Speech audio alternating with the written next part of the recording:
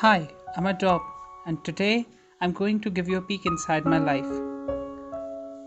For most who enter this world, the first day on planet Earth is a happy one, filled with love and celebration, and for the really lucky ones, a warm blanket, a family, and a home.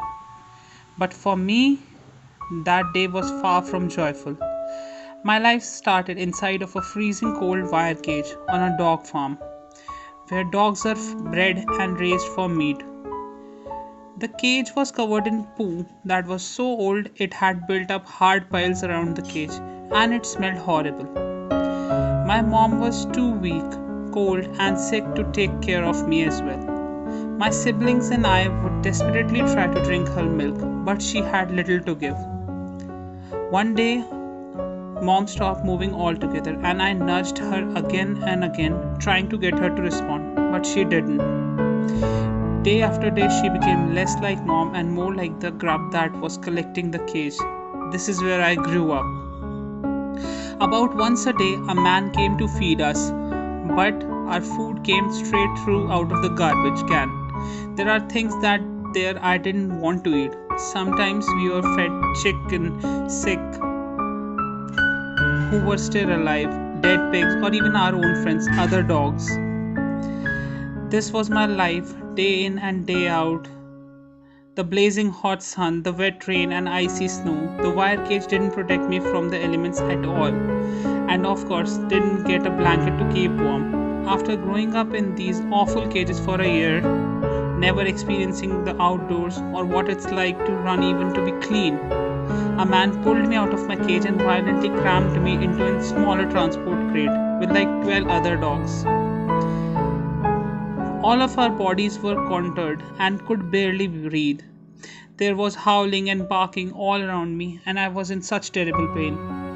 Then they started shoving the pipe into our cage to try and make more room for other dogs. The dog next to me get let out a huge scream as he was jabbed by the pipe, and he started to bleed. Then they grabbed her cage and threw it onto the truck like a crate of potatoes, and we landed on top of countless other cages stuffed with dogs.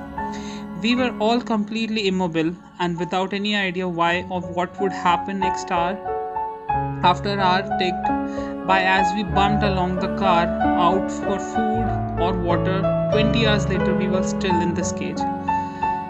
I could feel some of the dogs going limp around me, unable to cling to life any longer. Finally, the truck will do a stop. Someone grabbed the crate I was in and kicked it off the truck. We went crashing to the ground. Many of the paws and tails were sticking out of the cage were crushed and broken within. More cages packed with dogs crashed down as men grabbed dogs and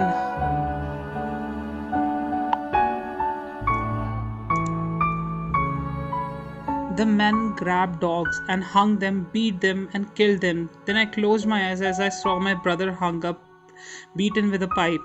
I wanted to help him, but I could barely even move.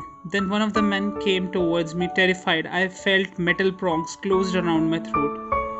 I was torn out of a cage and dragged by my saw-stood body against the gravel. Hit my head with a pipe and threw me onto the table. I tried to get away, but the man held my face down so hard as he came towards me with a knife. This is what 5 million dogs go through everywhere, just for the sake of meat. Many of dogs come from farms like this, but others are strays taken off streets or families' pets that were bought or stolen. They are killed in all sorts of barrack ways, from hanging to beating to throat slicing to electrocution. Some dogs are slaughtered on farms while others are killed at slaughterhouses, dog meat restaurants, or even people's backyard. Every 13 seconds, a dog is slaughtered for human consumption. We don't have to allow this cruelty in our culture, and dog meat certainly isn't healthy for our bodies. We can thrive on a plant-based diet which is healthy, humane, and eco-friendly.